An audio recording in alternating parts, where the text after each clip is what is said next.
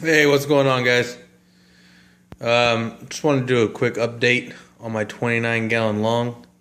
After the move, this is the new scape I came up with, and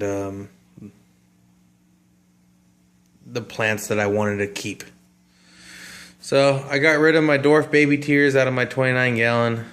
They didn't make the move. Plus I'm just so in love with the dwarf sage that the baby tears, to me, just couldn't keep up.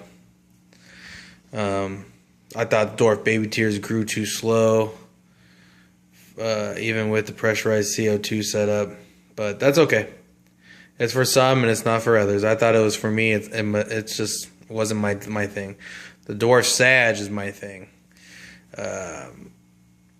I think I kind of want like the more jungly look now for this tank than the low maintenance style. I like the jungle. So anyways, when I moved, I think I counted probably about 50-ish stems and runners from this dwarf sage, and I started out with 10 stems. So it's really good. Unfortunately, the stargrass has melted back severely, which is okay. It's bouncing back because, as you can see, there's new growth at the top. So the stargrass will bounce back. I'm not worried about that. The crypts are the crypts, they melt. It's what they do. I mean, look at this leaf. These couple leaves right here are just totally dead. Sorry about all the shaking, but I don't have a camera. I use my phone, which is a Samsung Note 3, which is a damn good phone. Anyways, I use the EcoComplete, substrate. This tank's been doing good since I've set it up. It's been, close to 3 weeks since I've moved? Or, sorry, 2 weeks since I've moved? And it's bouncing back, There's a lot of pearling going on with the dwarf sage, and you got some pearling going on the crypts. This Anubias back here, before I added the pressurized CO2 to this tank, because remember, it was on my 29-gallon, these leaves were covered in algae.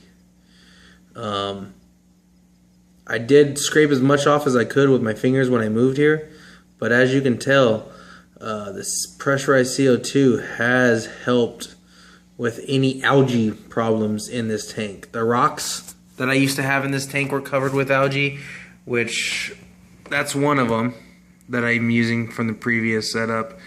And I want to say that's one of them too. There's a couple rocks in here that I've used, but some of these rocks are from my 29-gallon. But yeah, guys, I mean, this tank is doing well. I like it. Today, I added some Pearl Danios. I added probably, I think it's 11. They're a little white right now. You can't really, they don't have that red to them yet. I think the reason for that is my local fish store ordered these for me yesterday. They came in today, and I snatched them right out of the box. I didn't even let them put them in their tanks. Came home, acclimated them, and they're loving it. Right now, they're just swimming in the current. I put this Eheim 350, which is the surface skimmer. That black thing right there, it was up in the front. Not even 5 minutes ago, I just put it to the back. I think that's a better look, and it's giving more flow to the back leaves of the plants that they weren't getting, for the past 2 weeks. There is a little bit of hair algae. I don't know if you can see it. It's right there is the hair algae. So that's why I put the flow in the back. But yeah, that's the tank, man. It's looking good. I'm super stoked on it. I can't wait till all this sage grows in and just dominates over this tank with the crypts. The crypts are going to get huge. I put roughly 50 DIY root tabs in here, and I think that's what's really helped the move with these plants. Those root tabs, when I put them in previously before I moved, they were doing amazing. But yeah, those root tabs that I make, they're the bomb. They're doing their job. They're working. So on top of those DIY root tabs, I do dose this tank. I do about 3 times a week. It's not the Eheim method. It's the other one. It's the PPS Pro method. I know you're supposed to do it every day, but I do it probably 3 times a week. You know, when I can remember to do it after my long days of work. And everything's doing good. So let me know what you guys think. Rate, subscribe. Later.